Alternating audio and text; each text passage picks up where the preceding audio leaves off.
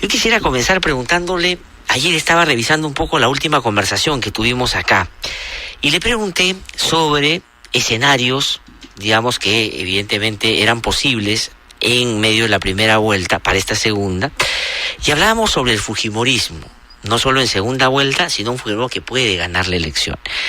Entonces hablábamos de lo que eso podría significar, pero usted hizo una actuación que ha terminado siendo el corazón de la discusión y los temores ahora.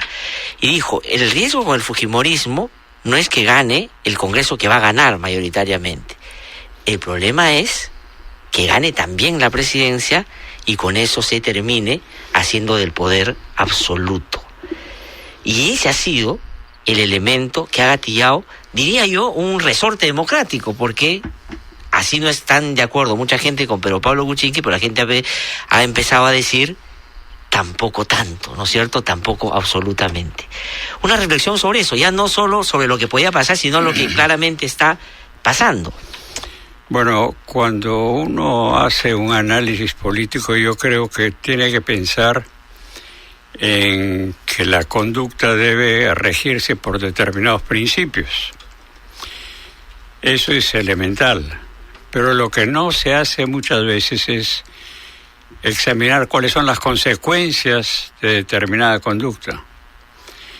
Y hoy por hoy, en que hay gente que yo creo que irresponsablemente pregona el voto en blanco, no se da cuenta que lo que puede suceder con eso es que tengamos próximamente no solamente un poder absoluto, sino un poder clánico.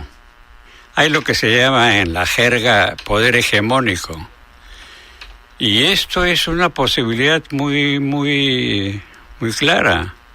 Estamos dándonos cuenta de que hay determinado entorno de Keiko Fujimori que está con las ganas de tragarse el poder.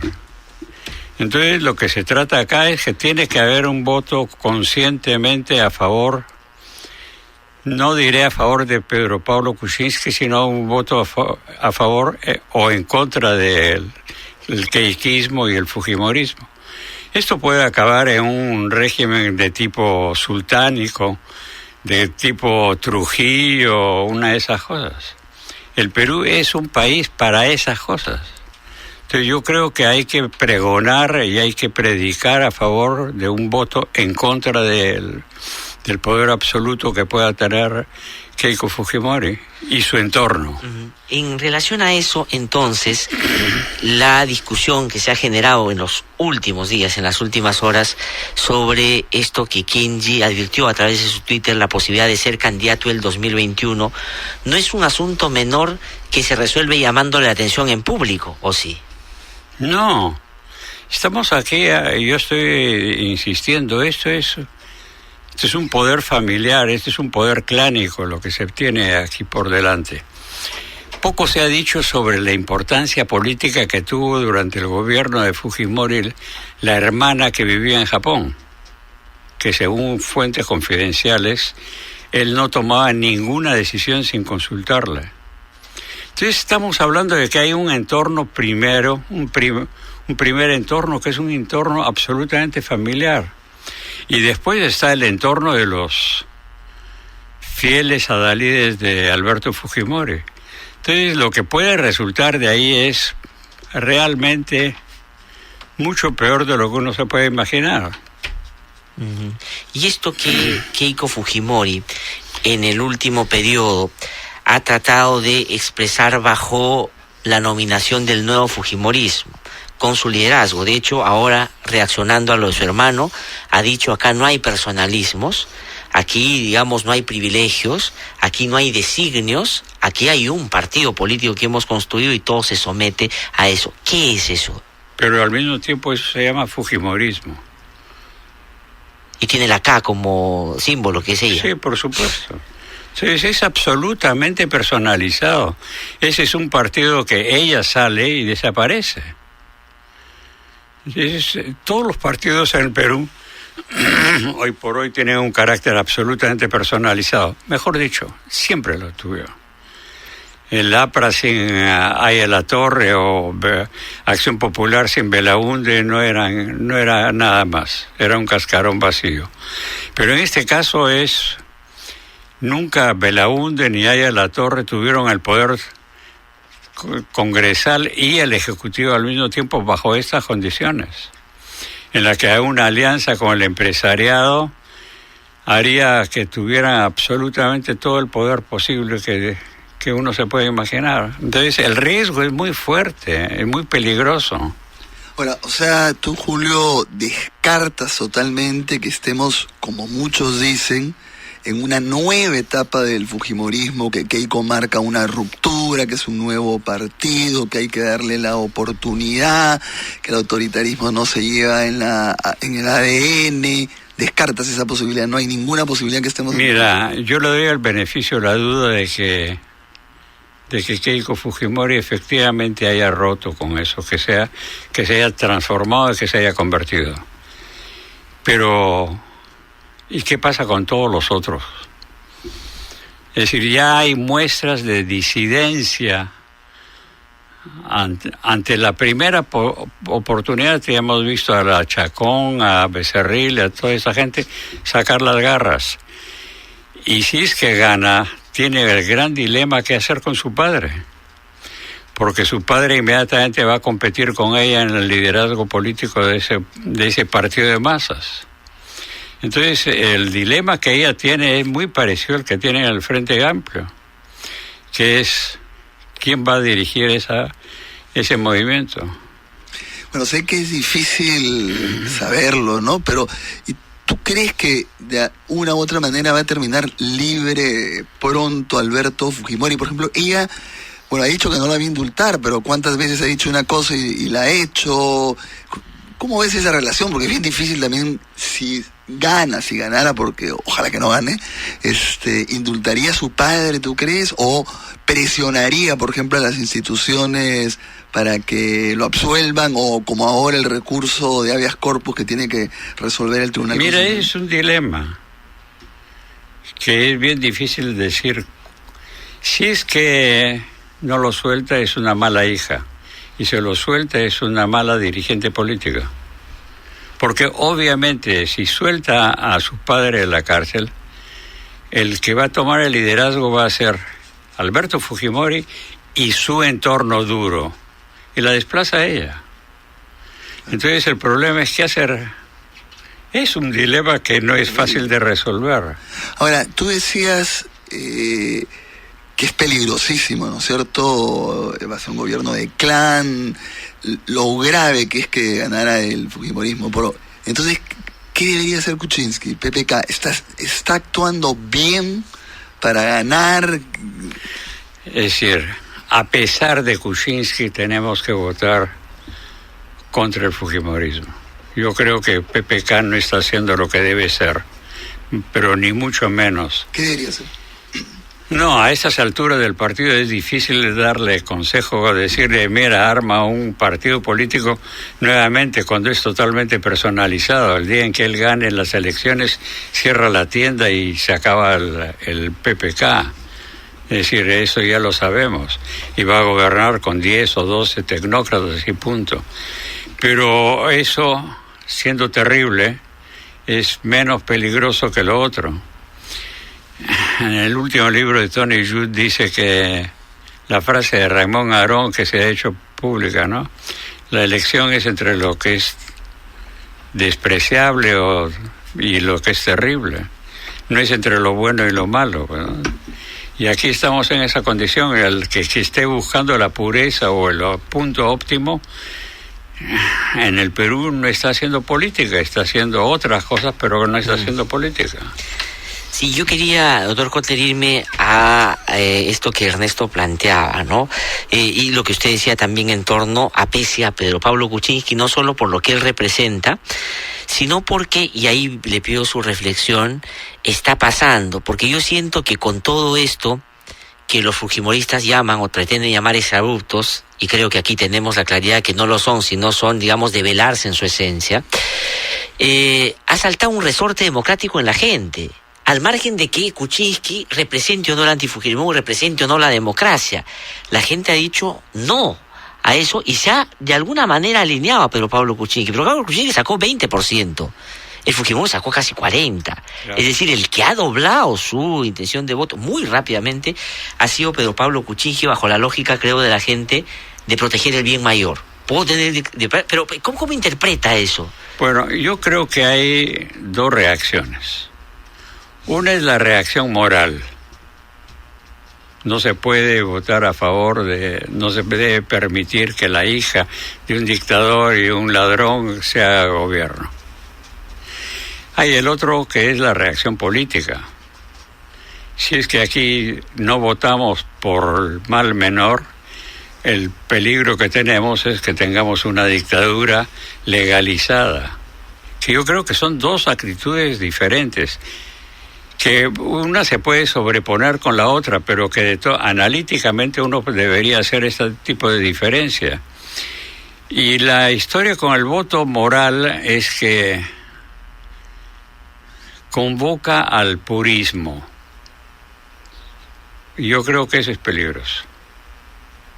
¿En qué sentido? ¿Qué podría generar? Que no se da cuenta de que en determinados momentos hay que hacer transacciones, hay que transigir. Es el intransigente moral. Y en política, si es que en política, no en guerra, sino en política usted tiene que transigir muchas veces. Y tiene que ver transacciones y tiene que negociar con gente que en otras situaciones usted no lo haría. Entonces, la historia del Perú es esa. Nunca se quieren poner de acuerdo con... Siempre los adversarios son enemigos políticos a muerte. Entonces, siempre se llega a situaciones de polarización que paraliza todo el sistema político. Entonces, en ese contexto, el voto en blanco, el voto viciado, digamos, sumando lo que ya dijo en la primera parte de su intervención, es tremendamente irresponsable. Absolutamente. Porque un voto en blanco es un voto a favor de Keiko Fujimori. Igual que la vez pasada. Claro, Es eso, y de es acuerdo. obvio. Y claro, y tampoco se va a pretender, para los que están en este rato de la palabra, o no votaron por Pedro Pablo Kuczynski, votaron por Barnechea, o votaron sobre todo por el Frente Amplio, querer que Pedro Pablo Kuczynski sea Verónica Mendoza, digamos, no hay manera. No hay manera. Pero perdón, si es que usted sostiene el régimen democrático, se puede continuar la pelea. Dentro de decir, claro, porque de lo contrario el Frente Amplio no tiene futuro. Entonces, si es que la gente, los simpatizantes del Frente Amplio no se dan cuenta del riesgo que están corriendo, es de una irresponsabilidad muy grande. Ahora, ¿qué puede pesar más? Por un lado está los 73 votos y la posibilidad, ojalá que solo posibilidad de que gane y controle los poderes del Estado, o lo que se está diciendo, pero si gana PPK, ¿cómo va a gobernar con 73 votos en el Congreso? Bueno, ahí se puede crear, si hay que pensar en otro nivel, ahí se va a tener que hacer negociaciones, muchas cosas se van a poner de acuerdo, porque en todas las cuestiones de economía no creo que haya mayores diferencias, serán pues, diferencias entre si es que la AICTS o las AFPs, ahí habrá bastante diferencias, por supuesto. Yo creo que no sería un gobierno tan fácil. A pesar de que dicen que es lo mismo, yo no creo que sea lo mismo para nada. Yo creo que si es que tuviéramos un gobierno de tipo fujimorista, sería muchísimo más, entre comillas, populista de lo que la gente se imagina. Ya lo han dicho que querrían agarrar el Fondo de Estabilización Social Económica para dar créditos a los campesinos, con lo cual serían algo así, miles de millones de soles tirados al agua, pero sería una manera de captar la simpatía del pequeño propietario, en fin. Ahora, por curiosidad, ya estamos en otra situación, pero ¿podría haber ganado el Frente Amplio? ¿Qué fue lo que hizo que subiera y en los últimos días se quedara casi en la puerta del horno? ¿Qué pasó? Sí. Bueno, que el Frente Amplio hizo una campaña de ¿cuántos meses? Poco tiempo, ¿no? Pero Muy subió poco tiempo. Pocos días antes estaba Lo en sorprendente empate, ¿no? es lo que la manera en que creció. Pero de lo contrario, estamos hablando de una cosa que ha tenido un par de meses y que no, sin dinero, sin organización, ha podido expandirse a los lugares en los que los medios de comunicación pueden llegar, pero no llega a las base de la pobreza misma, que además no creo que sería tan simpatizante del Frente Amplio, porque la gente extremadamente pobre está buscando no una plataforma, sino una persona que los pueda sacar de la condición en que se encuentra. Pero ahí hay un embrión de izquierda diferente, moderna, que pueda corregir los errores del pasado. ¿Por ahí puede ir? No sé, yo tengo mis dudas, pero lo vamos a ver. Es decir, ya acabamos de ver ya que hay entre Marco Arana y Verónica Mendoza diferencias personales. El problema de la personalización de la política en el Perú es un fenómeno muy, muy fuerte que no se puede descartar. Es decir, aquí tenemos que ver que en el Frente Amplio milagrosamente se han juntado grupos de los más heterogéneos. ¿Verdad? Y el único que ha salido de ese frente ha sido el de Cajamarca, el Goyo Santos Sánchez. Sí. Bueno, doctor Cortés, siguiendo en esta línea, voy a regresar un ratito a lo que previamente conversábamos, pero sobre lo del Frente Amplio, usted acaba de decir, claro, esta pugna o tensión entre personalidades o entre personas del Amplio, y usted ha dicho Arana y Verónica Mendoza con razón ya están generando estas tensiones. Le conversaba el otro día aquí con Verónica Mendoza y lo ha repetido Marco Arana después. Le han preguntado quién es el líder, si Verónica Mendoza es la lideresa o la líder de ese sector de la izquierda, por lo que hizo en la campaña. Yo creo que coincidimos en el análisis de que en las condiciones en que hicieron la campaña fue sustantivo lo que ella hizo como candidata. Ella como candidata, y creo que cualquier otro no hubiera tenido esa acogida. Pero sin embargo, esa duda, ese regateo de darle el liderazgo ahora y decir ella es nuestra candidata, ¿qué expresa concretamente y qué cosa se entiende desde la ciencia social o de la política esto de liderazgos múltiples? Porque yo entiendo que tiene que haber liderazgo, pero en el momento en el que justamente hay más claridad en que ella debería ser la líder para ellos, se plantea esta horizontalidad que puede ser también un problema para ellos. ¿Cómo lo ve? Bueno, el problema es cuando usted tiene una institución sólidamente asentada, el liderazgo puede ser colegiado. Usted puede tener un consejo directivo, un comité central, en la que eligen a un secretariado general. En España el PSOE, cada vez que ha perdido, que no, ha ido cambiando secretarios generales y está ahí la institución. Cuando las instituciones no se basan en reglas, sino en personas, usted saca a la persona y la institución se viene abajo. Entonces aquí lo que tenemos es un poco esto. Se está entre la personalización y la institucionalización. Usted tiene que ver que hay una tensión que forma parte de la evolución de la política, pero la pregunta es cómo se va a resolver. ¿Se va a resolver bajo reglas o se va a resolver a través de la imposición de una persona? Ahora, cuando usted se encuentra con que estos son 5 o 6 grupos heterogéneos, localizados físicamente en diferentes partes del país, con diferentes trayectorias, con diferentes historias, en que nunca han coincidido, permítame decirle que va a ser un milagro si es que se llegan a poner de acuerdo. Ojalá.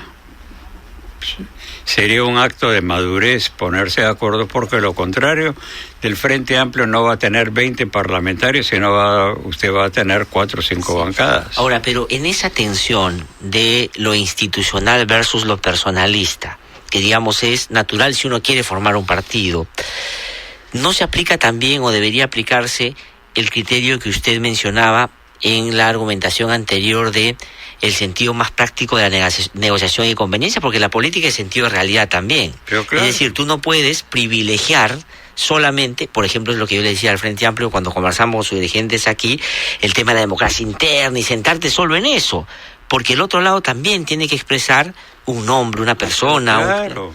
Y cuando la institución no ha adquirido la fortaleza, la solidez que se merece, la personalidad del individuo que dirige es decisiva. Claro. El problema es si es que se queda en eso o si es que se pasa al otro lado. Uh-huh. Ese es el problema. Y que por supuesto la persona que dirige un movimiento, una organización reciente es fundamental. En el caso de Keiko es decisivo el liderazgo de ella en ese movimiento. El problema es que se queda en eso o se convierte en un poder clánico o hay un consejo ejecutivo elegido por la mayoría de los militantes de esa organización y se sientan bajo determinadas reglas. Yo creo que ustedes pueden pensar eso en el caso del IDL mismo, pues, ¿no? Es decir, quien funda la organización, quien inicia este proceso, es determinante lo que él hace o deja de hacer. Pero el problema es pasar al siguiente paso de institucionalizar esas reglas. Entonces, que ella ha tenido un desempeño fundamental en estos meses, sin la más mínima duda. Vamos a ver ahora cuál es el siguiente paso. Ahora, ¿qué sector, y hablando del espectro político, a ver, está claro que ha habido sectores de derecha en el Perú, sectores de izquierda, pero ¿cuáles no han estado como presentes, representados? ¿Ha habido un sector de centro-derecha, centro-izquierda? ¿Podría ser interesante? ¿Cuál no ha habido en el Perú? Por ejemplo, ¿con cuál te hubieses identificado tú de...? Bueno, yo no me metía a la vida política porque no me identificaba con ninguno de ellos. Pero a ver, ¿con cuál? A ver, ¿qué faltó? Porque no te sentiste representado, ¿no? Pero claro, es decir, aquí no ha habido una izquierda democrática. Dejémoslo de decir claramente. Que tampoco ha habido una derecha democrática, obviamente. Es decir, la democracia se construye, es decir, a pesar de no es que uno comienza diciendo yo soy democrático y entonces sienta las bases, sino que se ve obligado a jugar bajo determinadas reglas para poder sobrevivir y desarrollarse. Y aquí lo que ha sucedido es que siempre ha sido una situación de guerra política. Los enfrentamientos aquí han sido totales. Es decir, en el caso de los años 60, haciendo juegos contrafácticos, ¿qué hubiera sucedido si es que Aya La Torre se hubiera puesto de acuerdo con Belaúnde a la colombiana? Un periodo tú, un periodo yo, el país hubiera sido totalmente diferente. En cambio de eso, el señor Aya La Torre se sintió con que le habían pisado los callos y que se habían apoderado de su territorio. Entonces prefirió aliarse con la extrema derecha más arcaica del mundo. Siempre cuando escucho además a un intelectual como tú me da curiosidad por esta pregunta, ¿no? No quiero hacer las comparaciones porque no es una buena comparación, pero en un momento que me encontré con Pablo Macera, que cometió este gravísimo error de ir con el fujimorismo, y yo le pregunté por qué, no en una entrevista, sino de casualidad me encontré y me dijo, fue la primera vez que alguien me ofreció, que me convocó a algo político. Dejando de lado la comparación, que no es una buena comparación, ni quiero que te pronuncies sobre eso, pero ¿te han ofrecido alguna vez algo político en el Estado, en un partido, te hubiese atraído o no? No, la única vez que me ofrecieron algo es una situación muy, muy cómica, así que pero a ver, me ofrecieron una senaduría por la única razón de que no habían personas de mayores de 35 años en la Izquierda Unida, entonces me vinieron a ofrecer. Entonces, la única vez que me ofrecieron algo, pero no. Es muy claro que no soy una persona para... Claro, en el gobierno militar, Velasco me hizo varios ofrecimientos, o él directamente o indirectamente, por supuesto.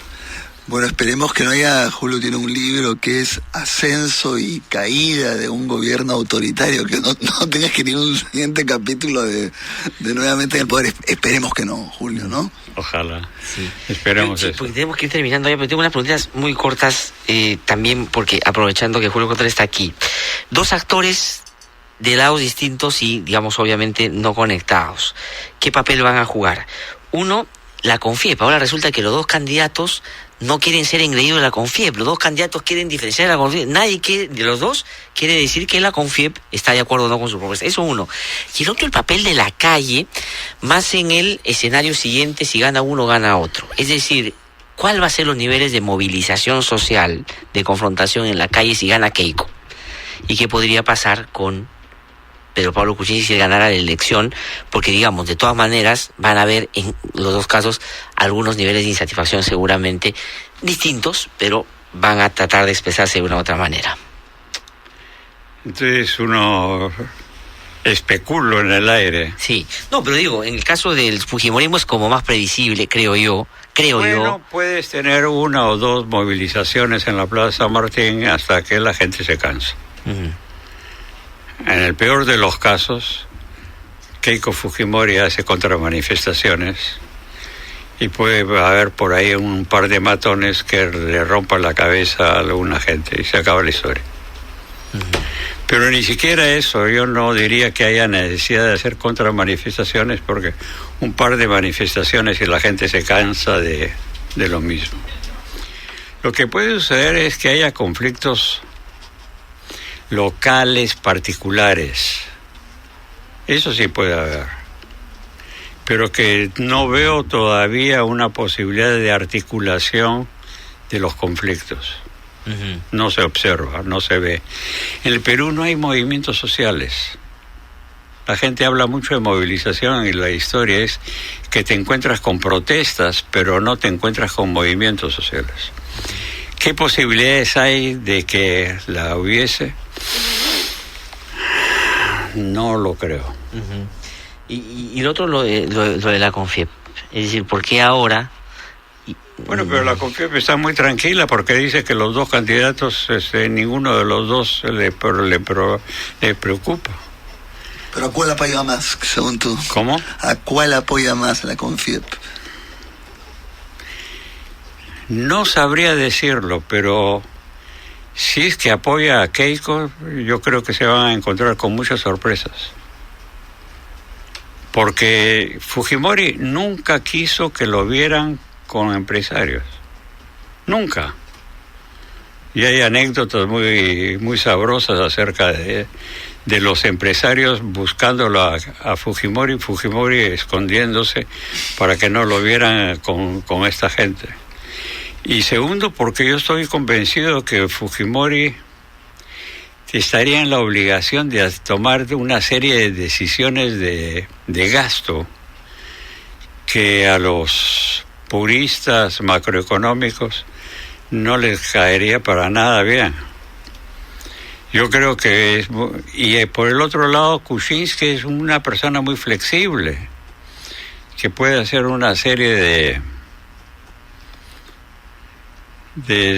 tomar una serie de decisiones que tampoco les llamen mucho la atención, pero al fin y al cabo va a ser mucho más próximo a los intereses empresariales, a los grandes intereses empresariales que lo que se puedan imaginar.